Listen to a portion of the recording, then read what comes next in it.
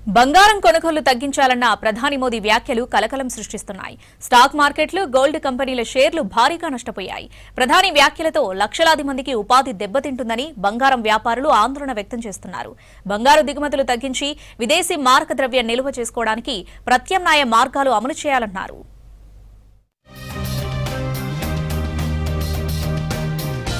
Gold stocks భారీగా పతనమయ్యాయి. Titan company share 6% పైగా పడిపోయింది. కళ్యాణ్ జ్యువెలర్స్ 9%, సెంకో గోల్డ్ 8%కు పైగా క్షీణించాయి.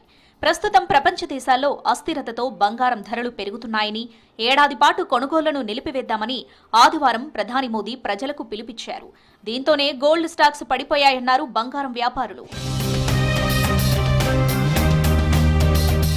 మరోవైపు ప్రధాని మోదీ వ్యాఖ్యలపై దేశంలోని పలు ప్రాంతాల్లో ఆందోళన చేశారు జ్యువెలరీ షాప్ యజమానులు.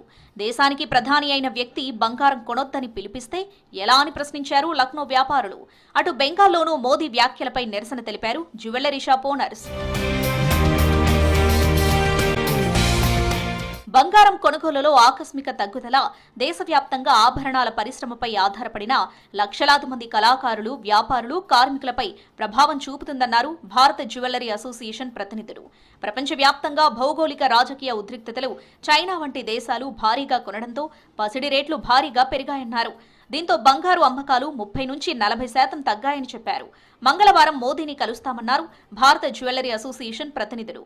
पूरे देश के सर्राफा व्यापारियों में एक आक्रोश है और आज इसीलिए लखनऊ के लखनऊ महानगर सर्राफा एसोसिएशन ने एक दिन की सांकेतिक बंदी का आह्वान किया है और हम लोग माननीय देश के प्रधानमंत्री मोदी जी से ये आह्वान कर रहे हैं कि हमारे सर्राफा व्यापार को बचाने के लिए, उनके परिवार को बचाने के लिए और सर्राफा व्यापार के स्टाफ के परिवार को बचाने के लिए वो 1 साल तक सर्राफा व्यापारियों का घर कैसे चलेगा, इसका दिशा निर्देश जारी करें। मोदी जी ने जो बयान दिया है बहुत दुर्भाग्यपूर्ण है और शायद उनके पीछे कुछ मंशा और होगी, लेकिन अगर देश की में अगर मुद्रा को, विदेशी मुद्रा को बचाना है तो और भी रास्ते हैं. బంగారం దిగుమతులు తగ్గించడానికి బదులు తాము 2-3 ప్రత్యామ్నాయాలు కేంద్ర ఆర్థిక మంత్రికి చెప్పామన్నారు తమిళనాడు జ్యువెలర్స్ ఫెడరేషన్ ప్రతినిధులు. బంగారు నగదీకరణ పథకంతో ఇళ్లలో నిరుపయోగంగా ఉన్న గోల్డ్ బయటకొచ్చే అవకాశం ఉందన్నారు.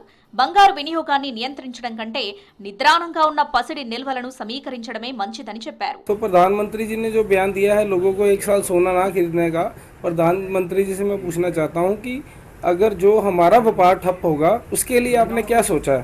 आज बाजार पूरी चिंता में है कि हम अपने व्यापार को कैसे आगे बढ़ाएंगे। पर ये सोने के ऐसे तो कारोबार बंद हो जाएगा, हमारे बच्चे क्या करेंगे, हम रोटी कहाँ से लेकर जाएंगे, इससे क्या चलेगा, इसकी ज़िंदगी कैसे चलेगी आम लोगों की। గోల్డ్ స్టాక్స్ తో పాటు భారత స్టాక్ మార్కెట్లు భారీ నష్టాల్లో ముగిశాయి. సెన్సెక్స్ 1313 పాయింట్లు, నిఫ్టీ 360 పాయింట్లు పతనమయ్యాయి.